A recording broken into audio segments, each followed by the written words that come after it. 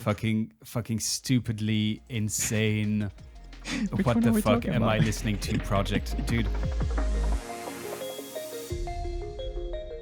And we're on. Welcome everybody to another episode of the Last Week Liquid podcast. Whoop, whoop. Whoop, whoop. And today, as you've heard, I have the pleasure of sitting down with my co-host Ossi, aka one half of Tellman Wilson, for a new segment. Not really new, kind of new. We might be doing this on a monthly basis going forward, where we're going to review our favorite tracks of the past month. So for this I'm episode, going to do past 2 months, so I'm sorry. Yeah, I noticed in yours. I know straight off, like, fuck this. I'm doing January as well. So yeah, because I think you selected. I saw a few tracks. The one from Imanu, I'm pretty sure that was in January. The one with Caracal Project. But anyways. Yeah. There's a couple of ones from January, and that was maybe last year, but. I don't know. Then that one, I'm pretty sure it's not last year. That would be way too over the top. But so yeah, just bringing back a bit of the rundown vibes for those that checked out the rundown while it lasted. We used to review our favorite tracks of the week, and those episodes did quite well, and we really enjoyed doing them. So just thought we'd bring it back potentially on a monthly basis. So if you enjoy this episode, make sure to let us know so we can do it again in March. But yeah, so for this one, we're selecting and talking about our favorite tracks of February 2022 and January. Before we get into it, Ossi, how are you doing? I'm doing great. I'm doing really nice. Got a good amount of producing going on for the past months, and quite pleased with life in general. All the shit that's going on, I'm not letting it affect me. Dude, that's really cool to hear. I'm kind of going through the same phase at the moment of because I told you I'm finishing my day job at the end of this month. Exciting. Yeah, leaving Ireland. That's not like a good thing, but we're like moving on to the next chapter with my wife, and kind of a lot of stuff kind of clicking in at the moment. In Ireland, there's like no restrictions anymore, no masks anywhere. Everything's open. Just feels great. Feels awesome. We just got bars open yesterday, I think. Sick. Yeah. And yes, it's all the events are starting to pour in. I've already got a couple of booked for the next 2 weekends, and just more to come. Plus, I don't know if you saw, but Netsky is headlining Liquidity. Where I did not. Yeah, where I've had my tickets for the last 2 years because it's just been postponed, and I'm pretty sure he wasn't on the lineup previous years, and they've added him for this summer. So there's no way it's going to be cancelled or postponed this year. I just don't see it. That's a strong statement right there. Well, I don't know what the situation is in the Netherlands, obviously, but the feeling I have is just we're just too far gone down the road of opening stuff back up. At least in Ireland, like where there's no more COVID, pretty much. I just don't see how they're gonna just start going back again, like 2.5 years later. I'll believe it when I see it. Yeah, I guess. But anyway, so let's get into the episode. Before we do, if you haven't checked out the podcast, if this is the first episode you're checking out, my name is Mill Street. I produce Drone Bass, and this is my co-host Ossi. Where can people reach out to you online, all that stuff, Ossi? No, online, Instagram, Facebook. I do music, DJing under the name of Telm and Wilson. I am Wilson, and I organize content on the drum and bass subreddit. Not to flex, but to more like validate my opinions. I listen to about 800 drum and bass tracks each week. How is that not a flex? It's more of a I kind of maybe know slightly about the genre. So Do you honestly listen to 800 tracks a week? Well, that's insane. Not fully, obviously. Yeah, skim through them, but in the terms of I count it as listening because I mostly know what's being released and what's not being released and who's doing what and who's not doing anything, etc. So it's not really that much work in the end. It's just getting a schedule to it and sticking to it. Yeah, no, definitely. And if people haven't checked out that subreddit, you post every Monday morning all the releases of the past week and a couple of reviews which go really in depth from one of your collaborators, I guess. So that's just the place I went to when we decided to do this episode. I was like, okay, shit, what came out in February again? And I just went to the subreddit and checked out the 3-4 last posts and kind of scanned through. Yeah, exactly. So that's really like the place for you guys to check out new releases, just to stay on top of what's coming out, plus read some really interesting reviews. So definitely go and check that out. Plus there's a lot of puns in them. Yeah, dude, he put, is it Leonard?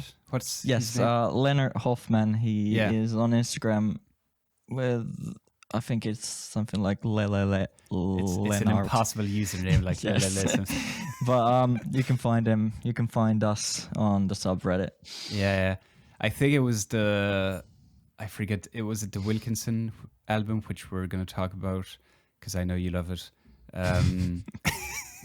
I think it was in that review that he started with a pun from The Room, the movie. Oh, yes. I think it was because he just put, oh, hi, Mark, like in the first sentence. I was like, all right, I love this. But so definitely if you want a good dose of puns plus in-depth and really interesting reviews, plus often like backstories on artists, go and check out the subreddit. All right, let's dive into it. So our favorite tracks of February. I'll leave you the hand to kick things off. Oh no, we don't have to rank these. I know you hate ranking stuff, and you're always scared. But well, I'm still gonna probably rank them from fifth to first. I'm gonna try. Right.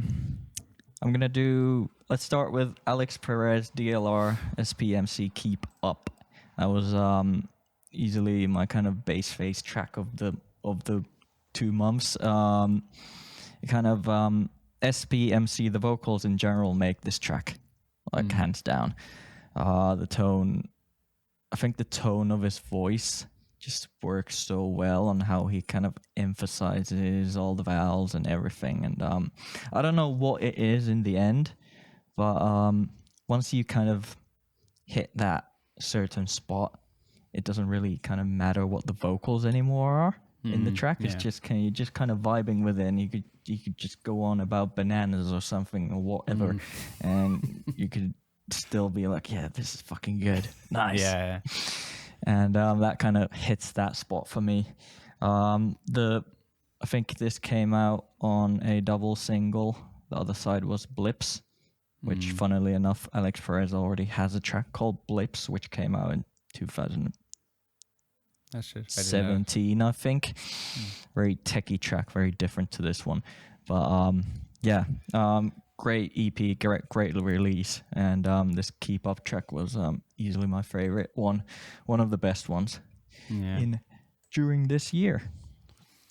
I know the instrumental as such. I know the vocals the emceeing is great over it, but I don't know, the instrumental didn't do that much for me.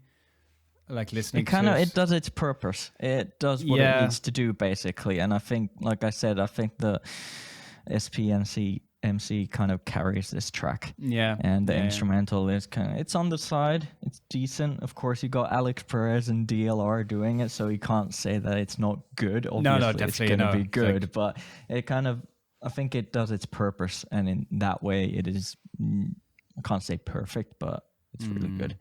Yeah. Like you don't need much. You kind of got the midtones with the vocals, and you can't really start messing about with that and then messing with his flow when his flow is already really good. Then you just kind of go with it and let the track roll itself out while the MC does his job, basically. Yeah, it's always a sweet balance to find when you do bring on an MC, to not have an instrumental that's overcrowded and too much happening.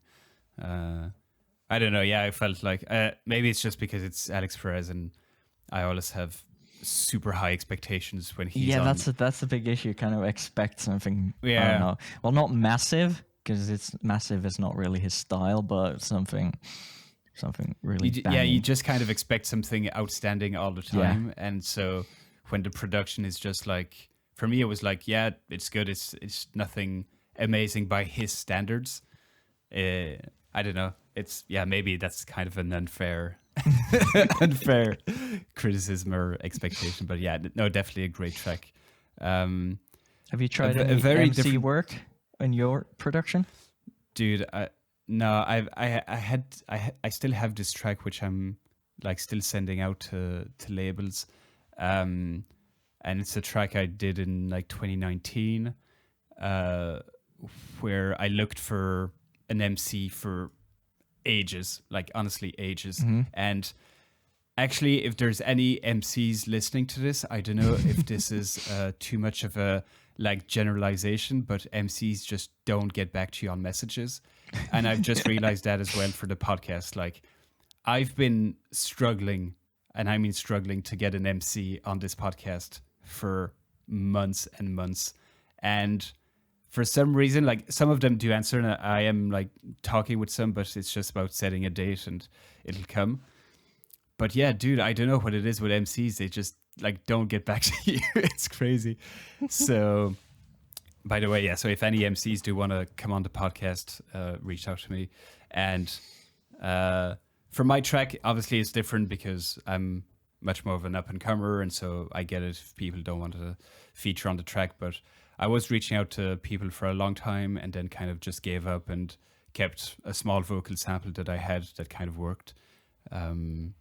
So no, but I'd love to. I'd love to. There's a few MCs that I really enjoy listening to, and I'd love to make a tune one day with them, but we will see. Who are they? Name and shame. Well, actually, no. Actually, like one that I absolutely love, and I was going to talk about one of his tracks is Vishnobi, who put out a track with Inmost on a double tracker of them. The track is called Silhouette, and yeah, I just love his vibe. I know we're not supposed to say vibe, but his flow and his funk rhythm, and exactly for people won't have seen this. This is a secret project that might come. We're just secret project coming out on. Yeah, on the previous week we were talking about how these kind of words like vibe, funk, soul just don't mean anything. They mean a million things, and in the end they don't mean anything, because everybody has a different just a different opinion about what this is. What is vibe in a track? What is soul in a track? So it'll all make more sense once that video we filmed comes out on YouTube, so make sure to subscribe on YouTube. Nice. Put on notifications. Nice plug. All that stuff. But yeah, so coming back to Vishnobi, like he just has such a laid back, like I don't know if you listen to that track, it almost feels like he's just talking, like very just casually, just laying out a few sentences he wrote, and I don't know, it's just so calm and smooth, and his tone of voice is so distinctive. I just love it. I really enjoy what Inmost do most of the time, so that track was really a standout for me. And Vishnobi is one dude that just doesn't put out enough music. I know that's a really harsh thing to say because it's hard to put out music. But I think he has a bigger project coming out this year. But I just love the stuff he puts out in general. One of my probably my favorite track with an MC was the one he did with Telomic ages ago called No Resistance. Probably came out in like 2018 or 2017 something, which was one of my favorite tracks with an MC. So yeah, that was one of the definitely highlights last month for me. Yeah, I like the almost kind of spoken word kind of style when it comes to MCing and drum and bass. For some reason it works very well, and you kind of just hit those kind of rhythm marks, and you don't. And that's basically all you do. You just talk and hit the right spots. And Winslow does that on his tracks where he does his own vocals. He does that same kind of style. And then last year's one of my favorite tracks, River Flows by Flow Anastasia and Nympho. That was that had kind of that spoken word vibe that we actually talked about that on the Rundown episode, and that was one of the things that came up. It's nice to hear some new kind of things. Yeah, no, definitely. All right, back to you. What? Oakley dokley then. Talking about Winslow, he released Breaking News EP. I'm gonna talk about the whole EP. On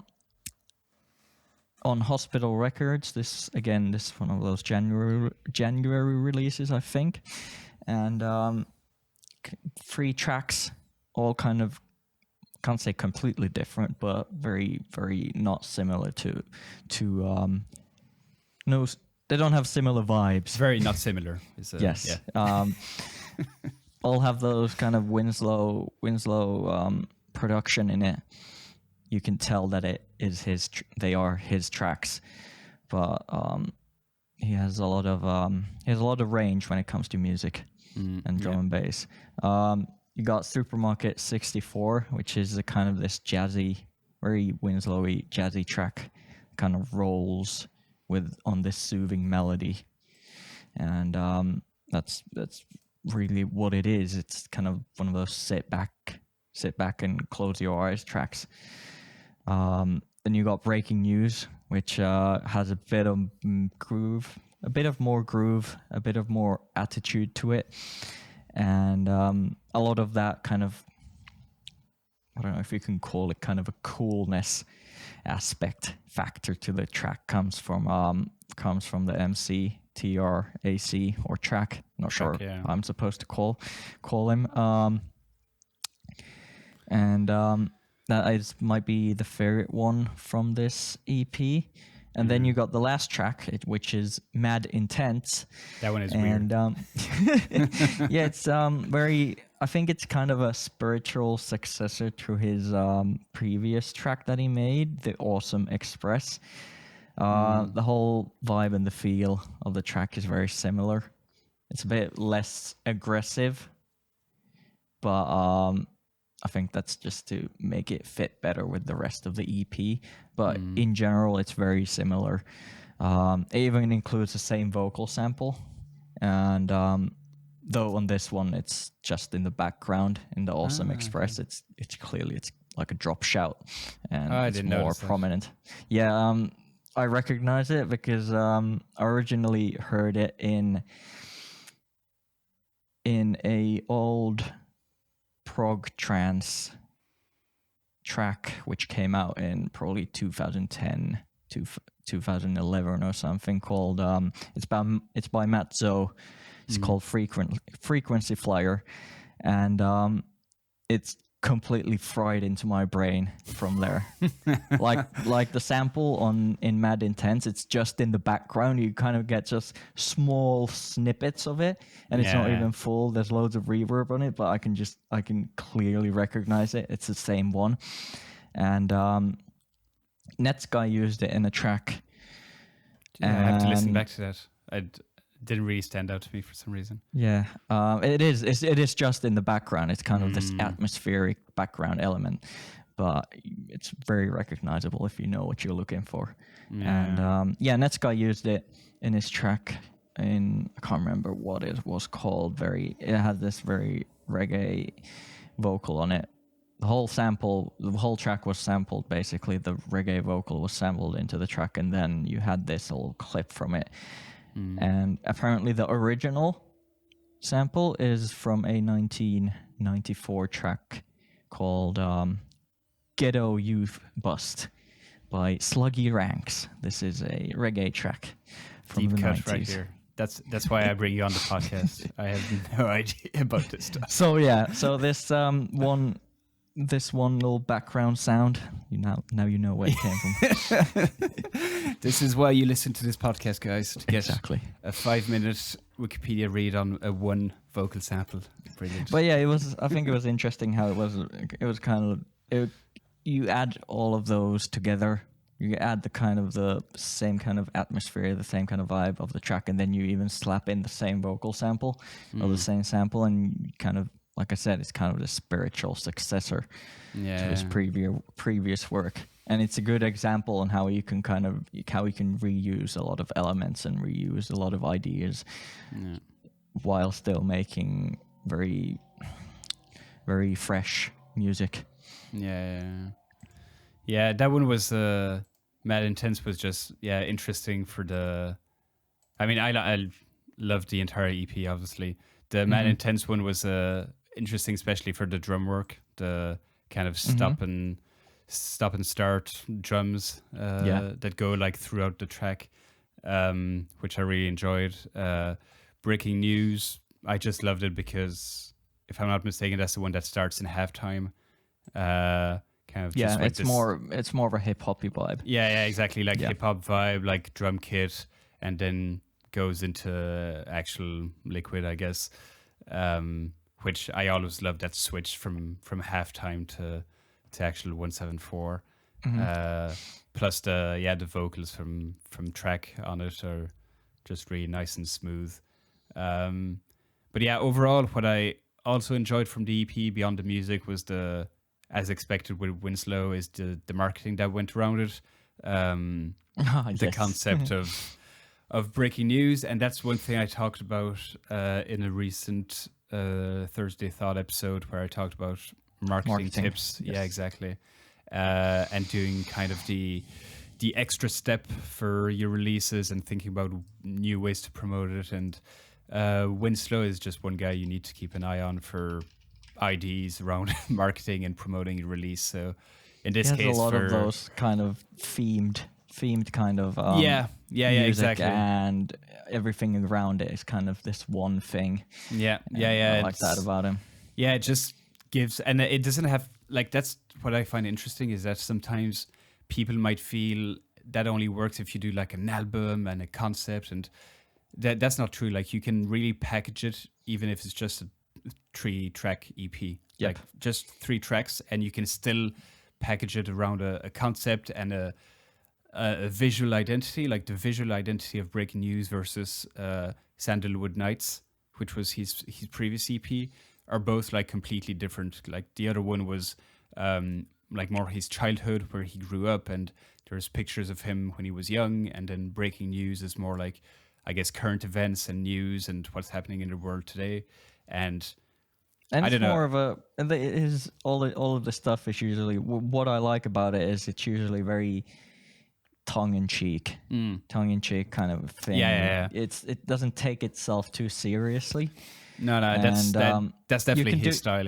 Yeah, you can do it in different ways. Like, you got somebody like Workforce, for example, who has a very clear, exactly, but still done very well, and both of them work. Both of them work, in my opinion. I just enjoy the more kind of slight comedy side to it, and not taking yourself too seriously, and kind of adding a twist to it in humor.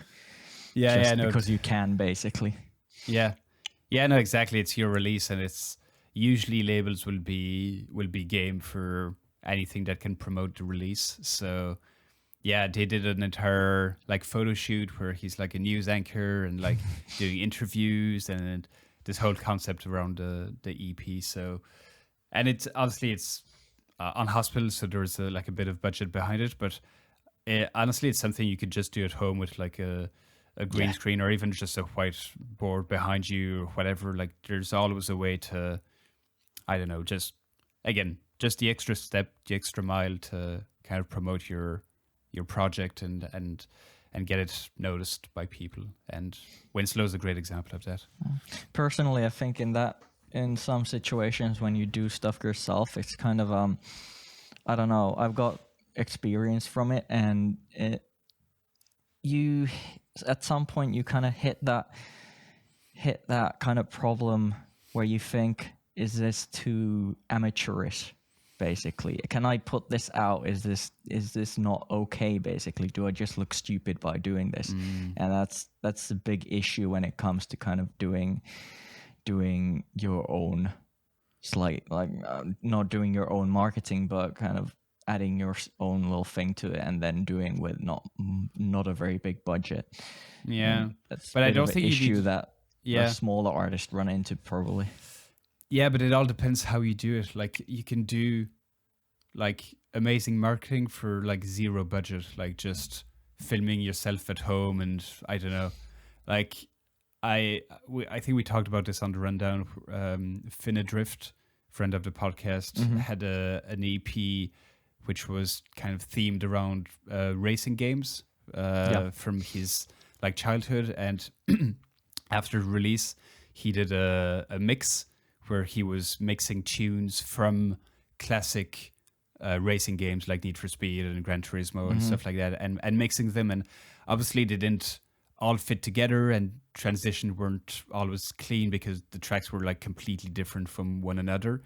But that wasn't the purpose. Like, he just wanted to share a bit of the inspiration and backstory, and that's what I mean with like going the extra step. It doesn't have to be this well-produced video, you know. It's just like, okay, this is important for me, and this is what I want to share.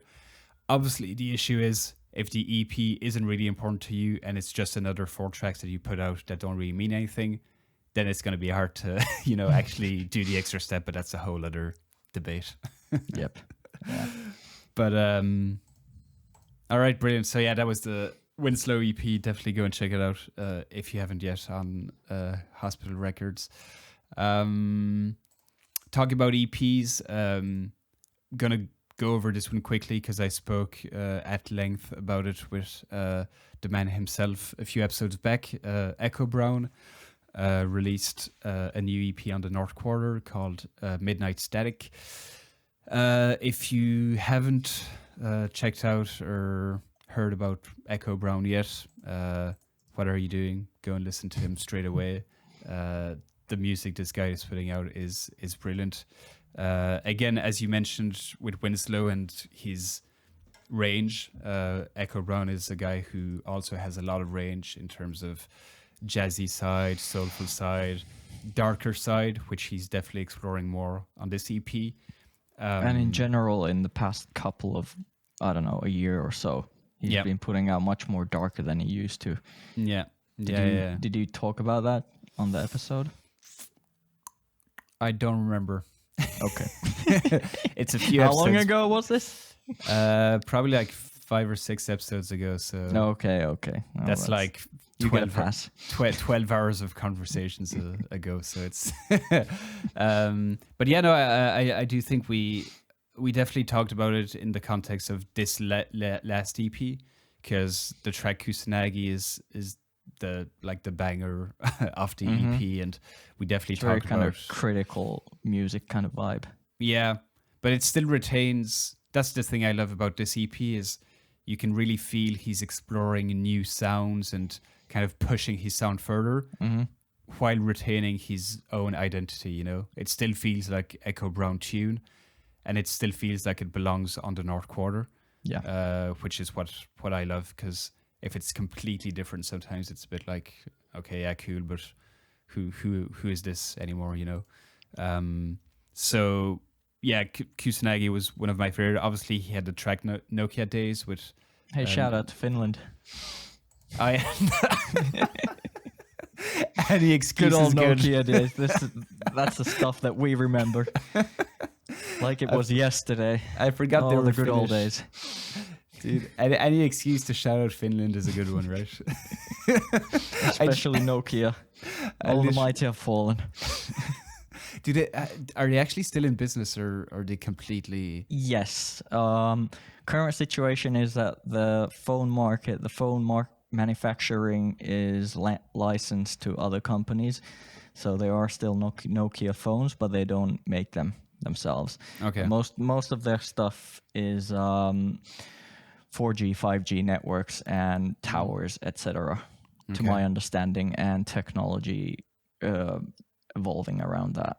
So, Okay, gotcha. That's what they're doing now. I'm not sure. I think they're doing pretty well for themselves now. Again, after the whole Microsoft takeover thing, it's very. I wasn't aware of that. Yes, it's not a subject you want to have with a Finn, basically. Yeah, I can feel the tension in your voice of like those damn Americans taking over. Goddamn Microsoft fucked us over. Our valuable tax money, basically, and they just took it away, destroyed the company. Was it? What do you mean tax money? Was it a public company? Was it because they're completely Finnish based, so all that money. Oh yeah, gotcha. Went into our beloved healthcare, which your is, economy. Yeah. Yes, exactly.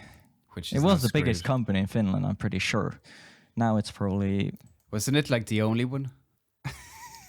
Yeah, pretty much. We have some game companies now, so that's covering it. The game industry is covering the hole that Nokia left in our hearts. But dude, I didn't know this was such a sensitive topic. Do you want to talk more about it, or? No, that's okay. We can continue. Continue now.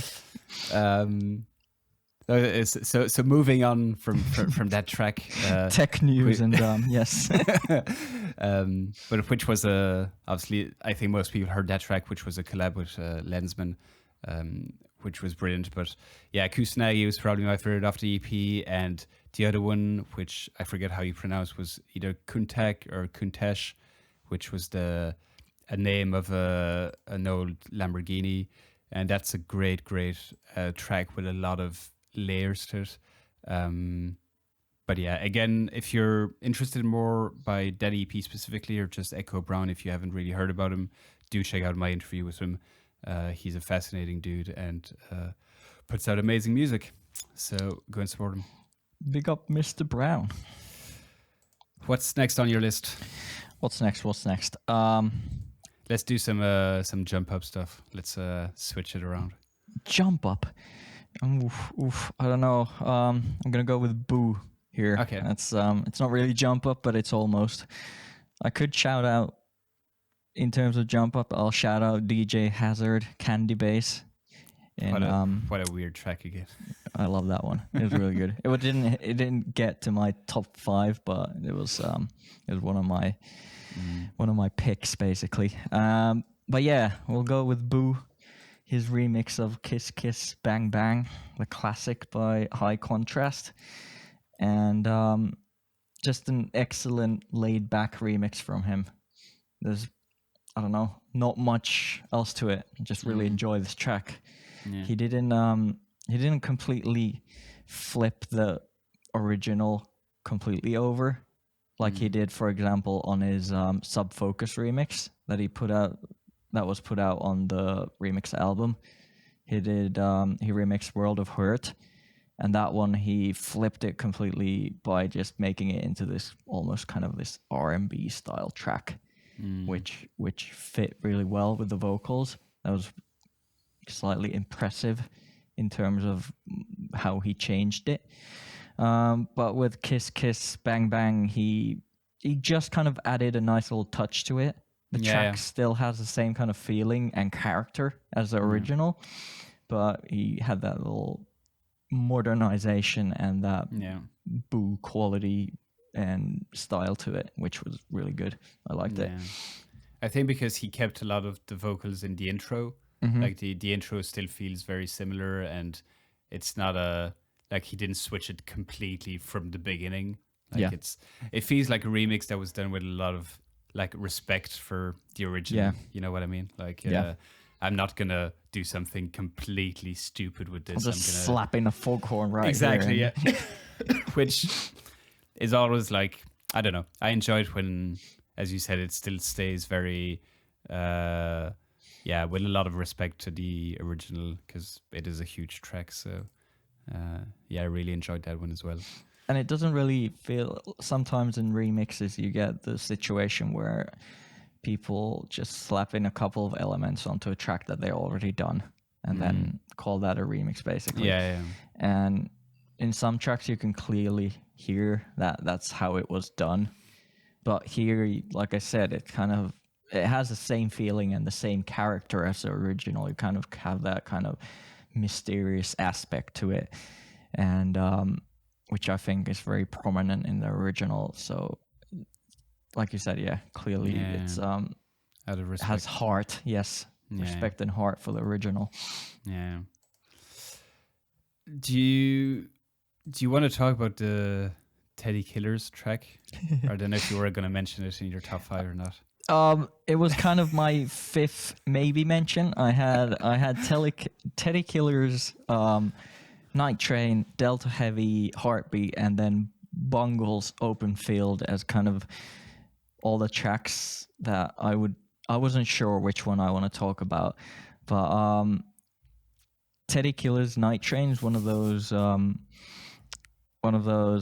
psy influence tracks that has been coming out lately, and I think this is the best one. You have the Dimensions Offender, remix of Offender, and then you got Dimensions remix of Time Warp, and then you got a couple of other artists who have put similar stuff out, but this one I think is the best one. I don't know what it is about it, but it just hits very well, and the energy is there.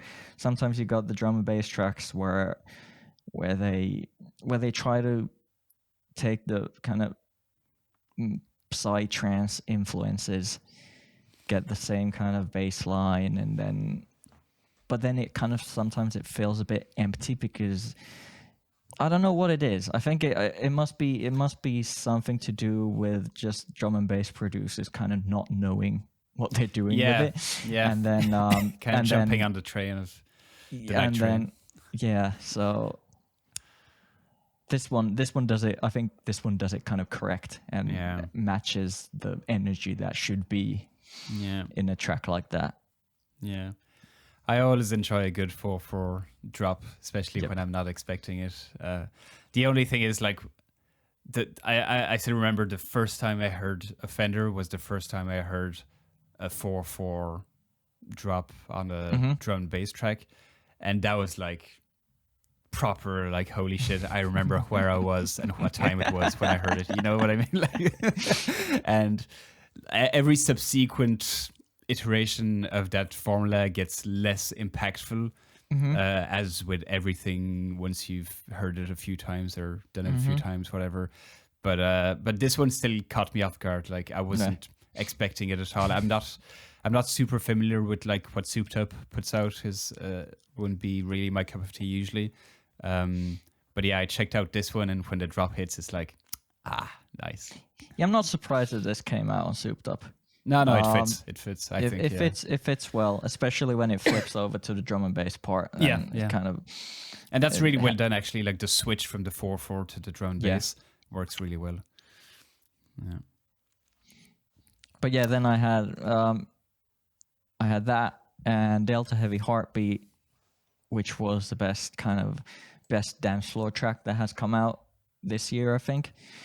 Hello, Wilkinson. No.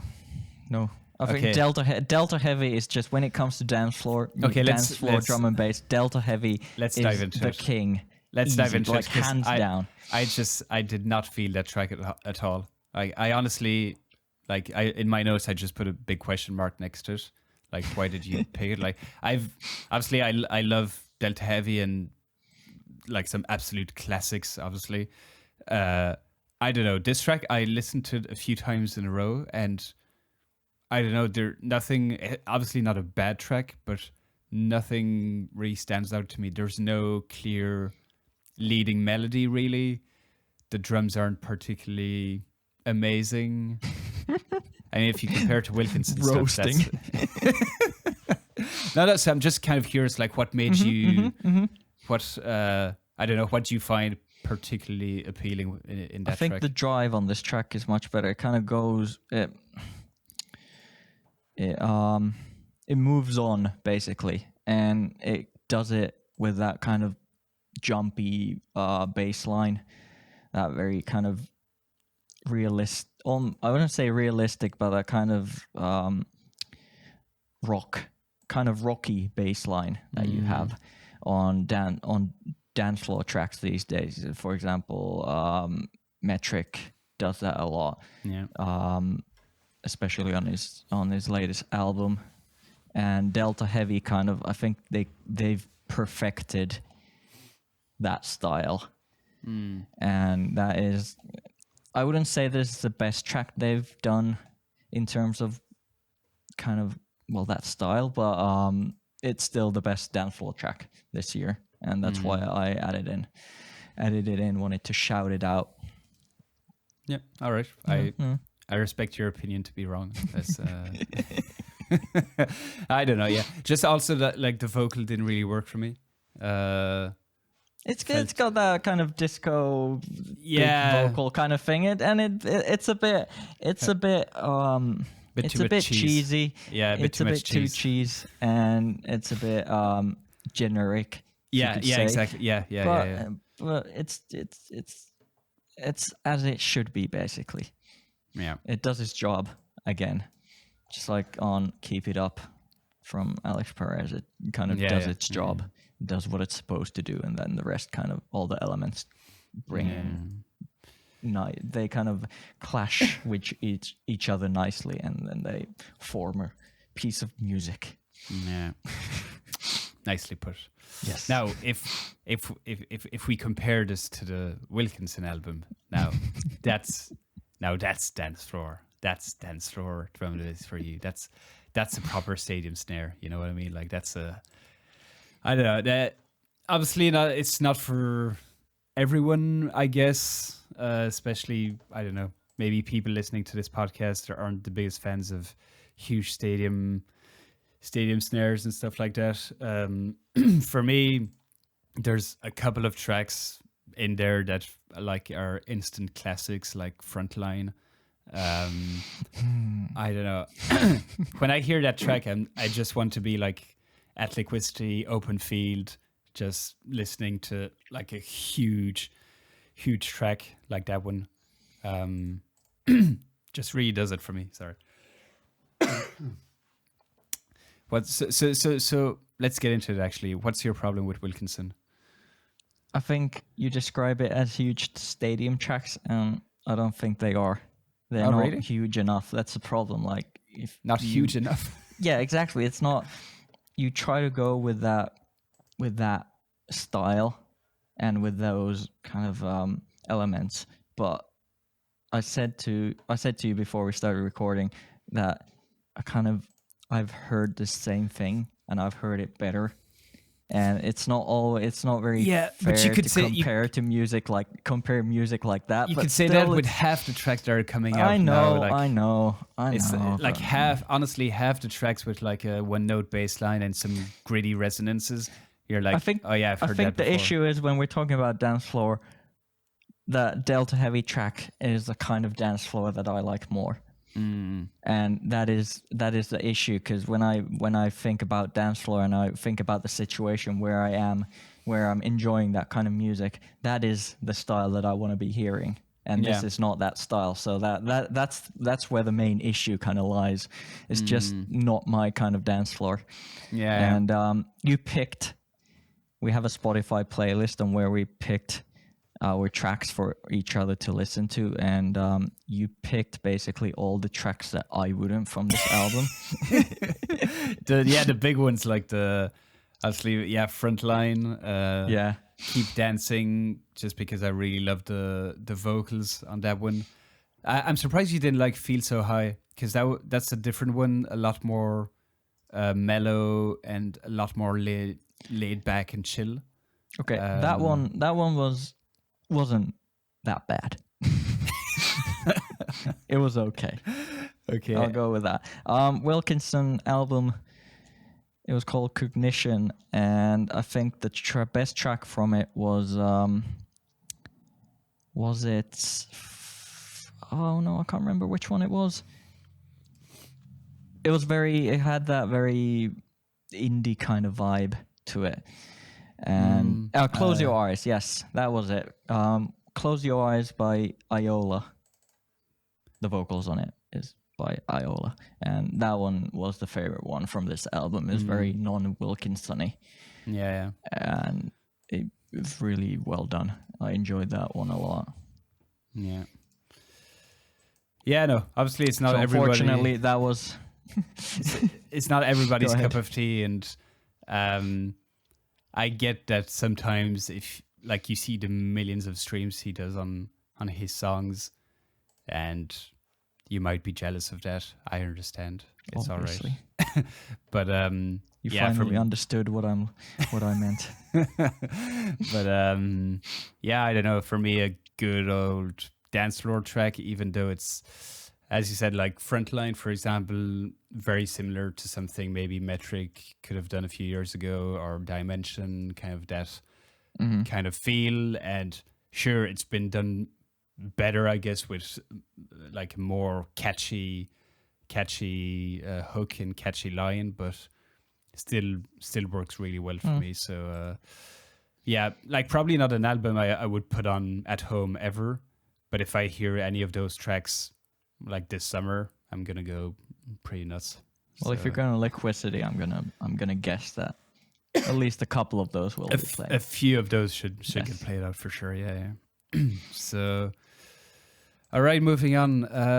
What else do we have here? I'm gonna shout out a really small EP, probably like the complete opposite of Wilkinson. This is a dude I got on the podcast really, really early on.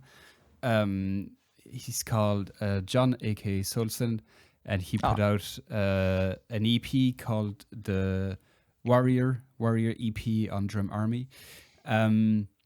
Just wanted to shout him out because it's one guy that has like a purely like extremely distinctive sound. Like you hear any of his tracks, and even if it's not your cup of tea or whatever, you instantly recognize that it's him. He has that tribal drum and bass sound really nailed down, and he's the only one really doing it. He's, in my mind, criminally underrated, underlistened, and definitely go and check him out. That EP is really good. Not my favorite of him, the Red Wolf EP, which he put out on, was it Celsius or Focus? I forget. A few, like last year, probably 2 years ago already. That one was brilliant. But yeah, just one of those producers that kind of managed to create his own sound, which is extremely hard and something we all want to do and want to achieve.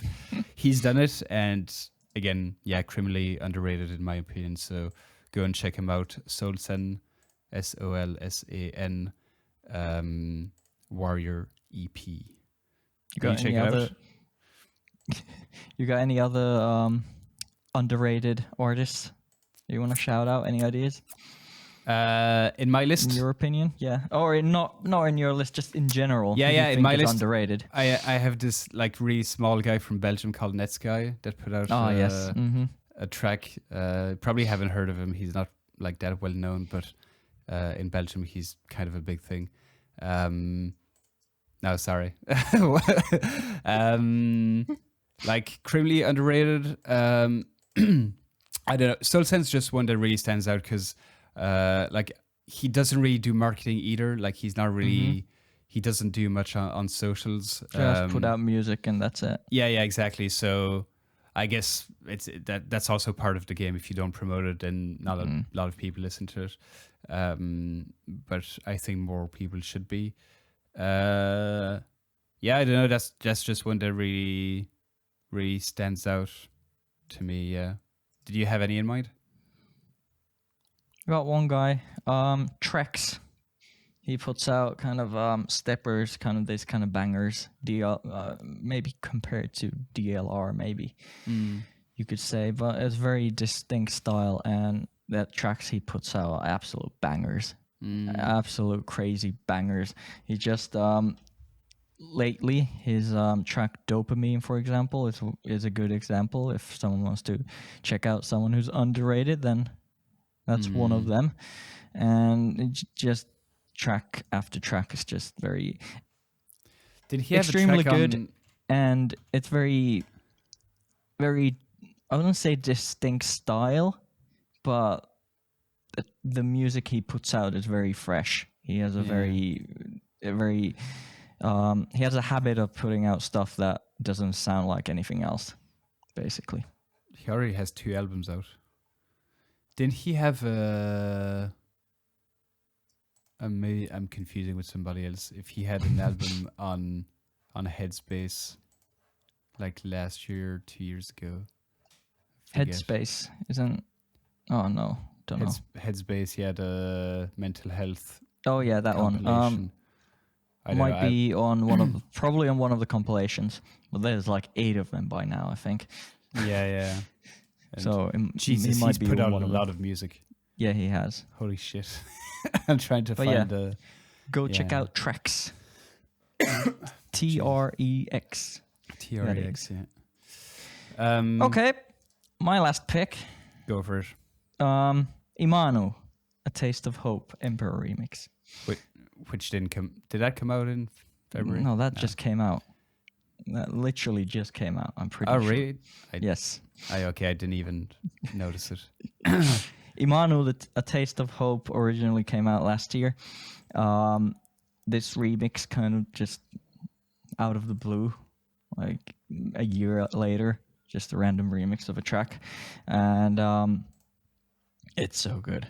It is so good. I haven't checked it out, actually, yeah. Emperor's melodic side. You know Emperor. Yeah. His tracks, yeah. Very, very hard-hitting. He has a very distinct style himself, too. And but his melodic side is just way too much for me. It's just, I love it.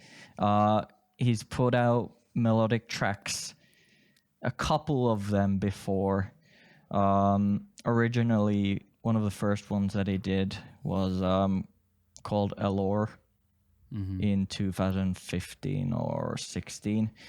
But other than that, he's kind of the melodic and chill side has been under wraps for most of his career, and he hasn't kind of shown it much until last year. No, the end of 2020, he put out a double single, These Days and Still, and those have been a couple of my favorite tracks of the year, like the whole year, Still especially. And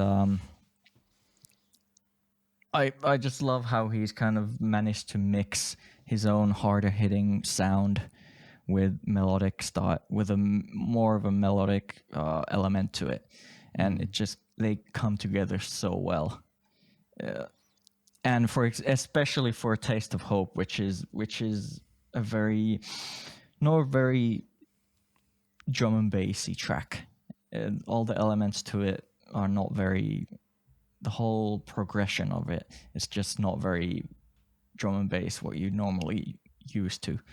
And Emperor comes in and mixes up everything, splashes his own style on it just perfectly.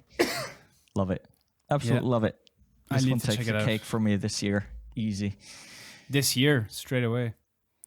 No, well, I can't say for the whole year, but so far, this one is the best track that has come out. Shit, I know you put it in the list. I kind of missed it somehow. I listened to all the rest that you put, and for some reason missed that one. Did you add it later on, or no? You added it. It was there. It was there all the time. I checked everything, and even your stupid jump up stuff. And sorry, jump up it can be good as well. Nothing wrong with a good jump up track every now and then. Absolutely. No. Somehow I missed that one, so we'll check it out.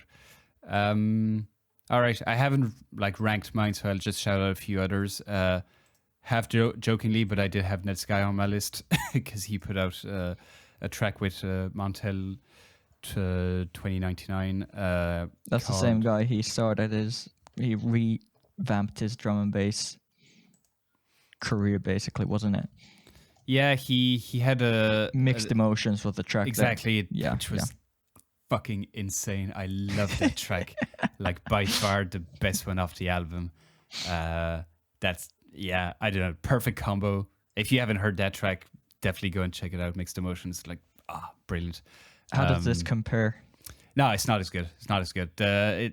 There's just something with the in Mixed Emotions in the drop, that like synth plucky melody, and then the drop that's just really smooth and with just that melody, and it's like perfection.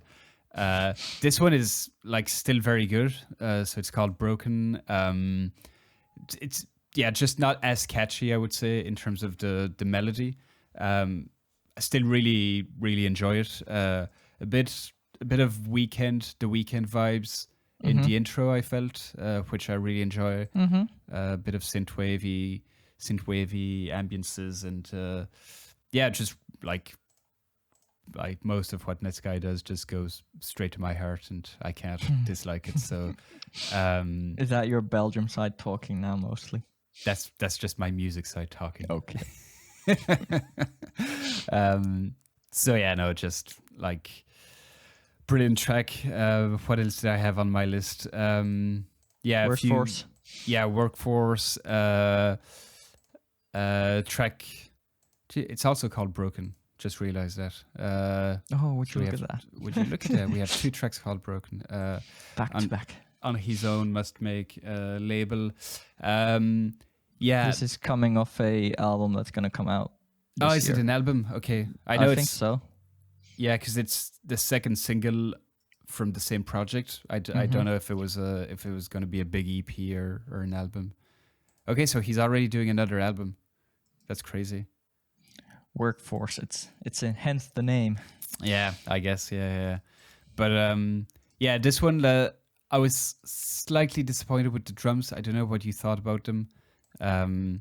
I love criticizing these tracks as if I could do any better, but the drums just felt slightly too clicky, and I don't know, a bit too saturated and stereo, and I don't know. I felt like they could have been slightly pulled back a bit, slightly less happening, a bit more minimal, and that would have worked amazingly well with the bass line and the rest that's going on. They didn't stand out to me, at least. The whole track, I don't think it's its best.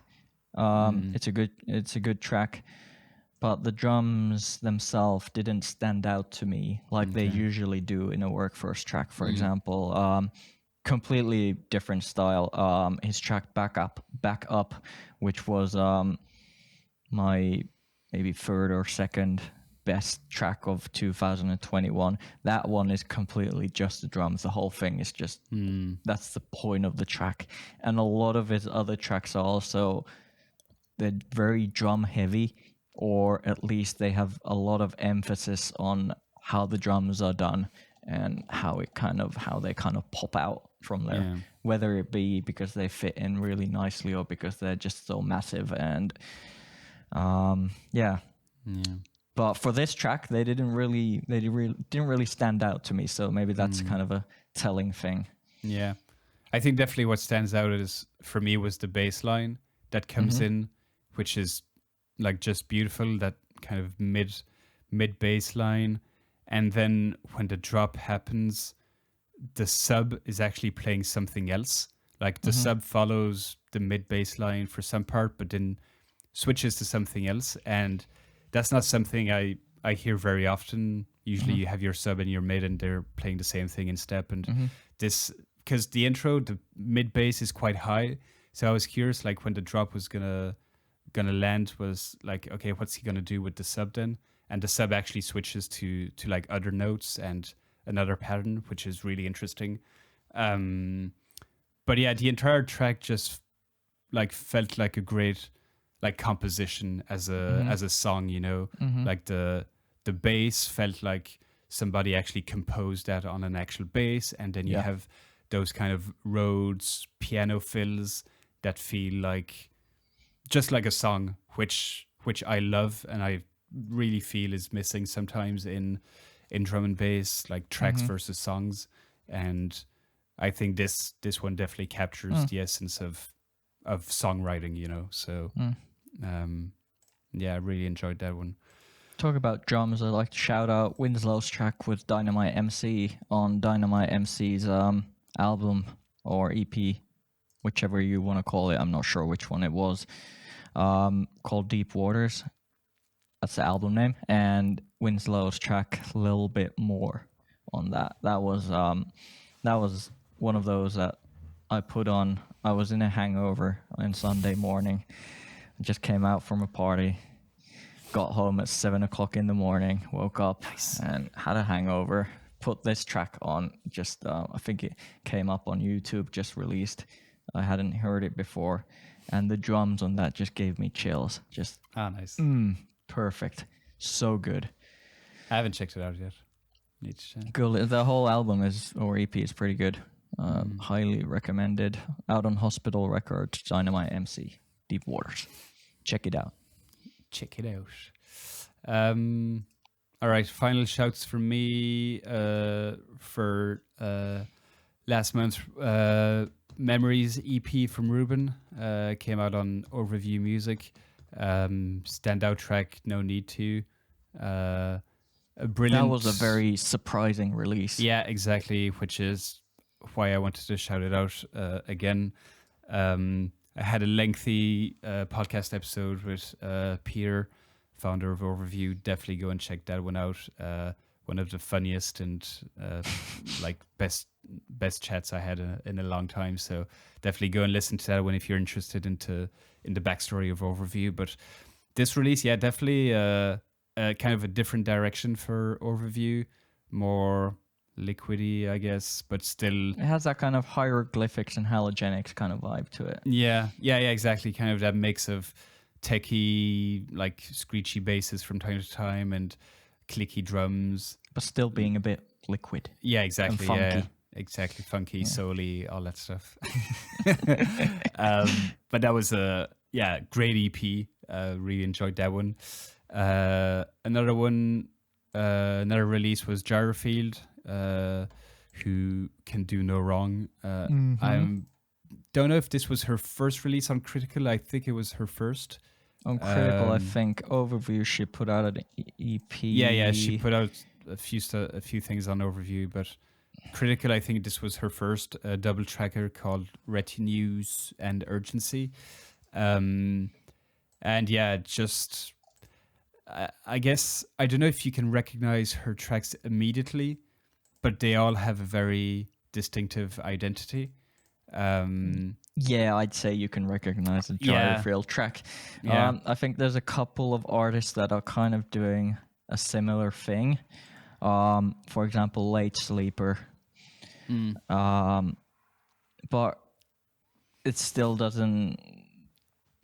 They're very, very, very similar, but very different in the end. So yes, I'd say you can recognize a Gyrofield track, especially this one. It has just so much noise everywhere, basically, usually. Yeah, but what I liked with this one, especially Retinues, was my favorite of the two.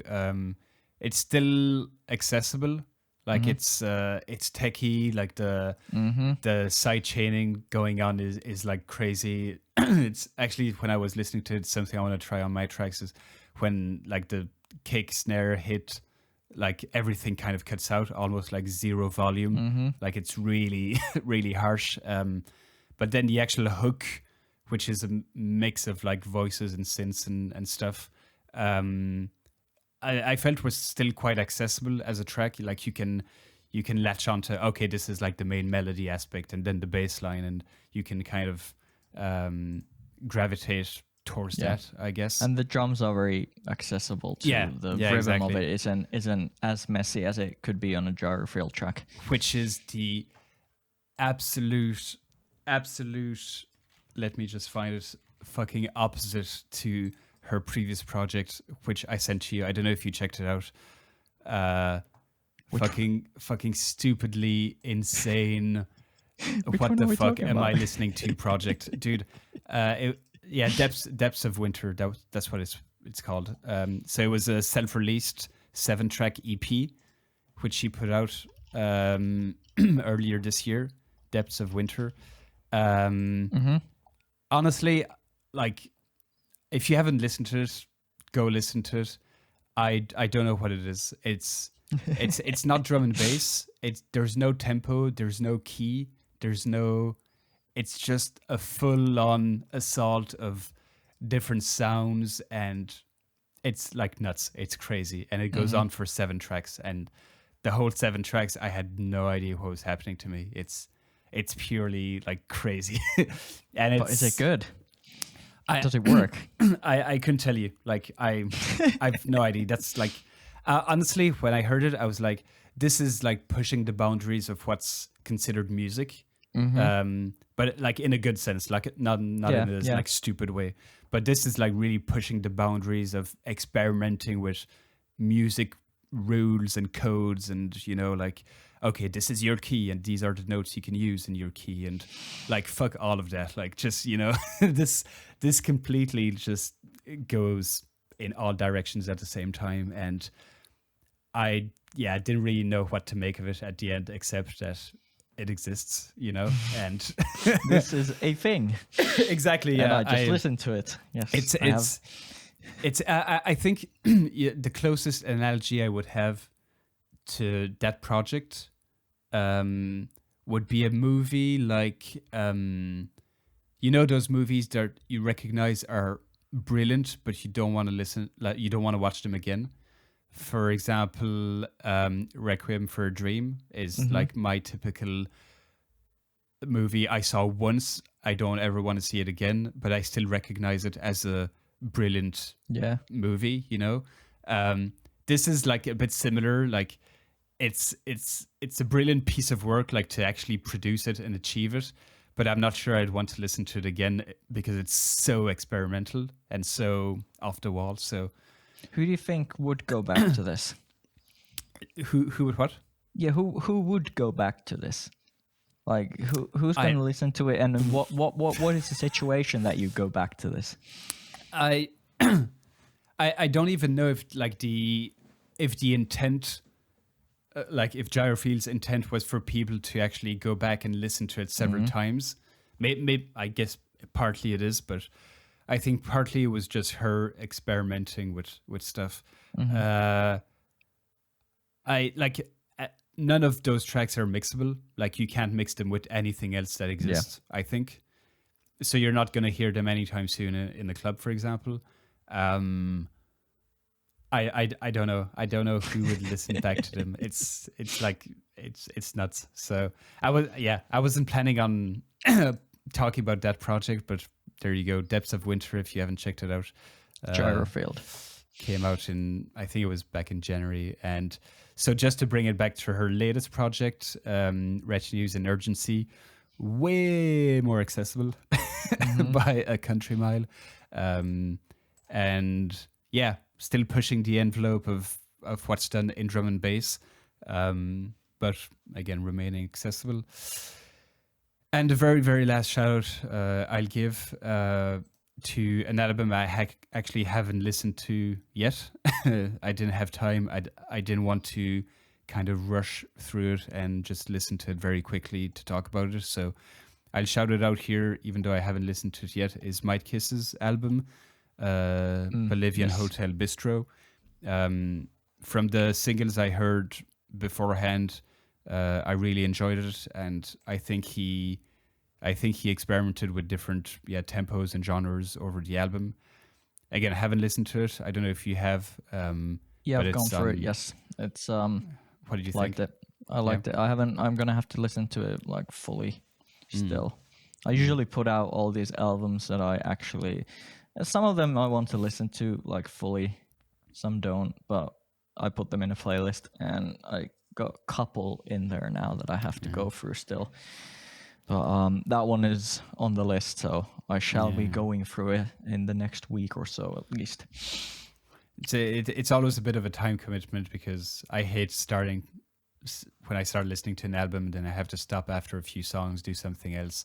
I like to listen to it from start to finish, so you have to like set an hour and a half aside to actually go through it. So these days I I tend to fire up Minecraft and start listening to it. It's a very good way to listen to albums. Just calmly build your house there and collect some resources while Drone Race is playing in the background. I have no idea what you're talking about, but I'm sure it's a lot of fun. I can show you my house sometime. You should, yeah. I'd love to visit in the metaverse. All right. I don't know. Were there any other tracks you wanted to shout out, or have we kind of gone Bungled Open Field. I'm just gonna go quick list on what I think should be mentioned. Bungled Open Field, DJ Fresh, Bon Sheen, Dancing in the Dark. Obviously, didn't get the hype as much as some people did. Very good track, banging track. Not as good as well. Not just didn't work for me that well. Imanu and the Caracol Project. Yes. Okay. Thank you very much. Can you say the other track too? What's the other one? La Fournaise. La Fournaise. Oh, there we go. Thank you very much. Just one day there's going to be a finished track, and that's going to be your time to shine. One day, I promise. One day. I've got a feeling it's going to be an Askel and LR probably, track, so hopefully. Junk Mail, Radiogram, DJ Hazard, already went through that. And then the best kind of stepper or Bristol style stepper that came out this year is Theoretical, The Conqueror. Great track. Yeah. If you like that kind of stuff, DLR, break, etc., go check out Theoretical. And actually, you just mentioned their Jest with their track Concentrate. They're also quickly becoming one of my favorite drum and bass acts. And talking about artists that have an instantly recognizable sound, they're definitely one. Like they have their kind of trademark quick synths, techno, I guess, trance vibe. Yeah, the techno is the thing that I'd go for. Very dark, mostly dark and obviously fast tempo, but definitely one of those artists that kind of created their own sound as well. So definitely go and check them out. That was on Shogun, I believe. Yes, Jest Concentrate, formerly known as Jera and Stone. Yeah, which I'm still not sure if it's Jest or Guest, but we're going with Jest. All right, brilliant. That was the tracks of 2022 so far.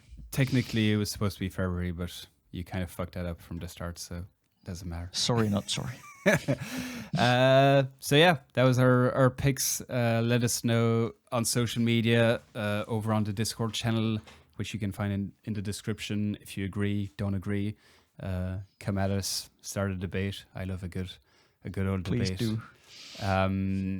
And yeah, especially do let us know if you enjoy these episodes. I feel like it might be a good compromise for those that enjoyed the rundown, which we used to do, but was kind of a lot of work, especially for me to prepare and get ready for every 2 weeks. This might be a good compromise every month to go over our favorite tracks. So if you guys enjoy this, do let us know, and we'll do it again next month. And yeah, do check out Ossi over on the Twitch. He streams every second Monday.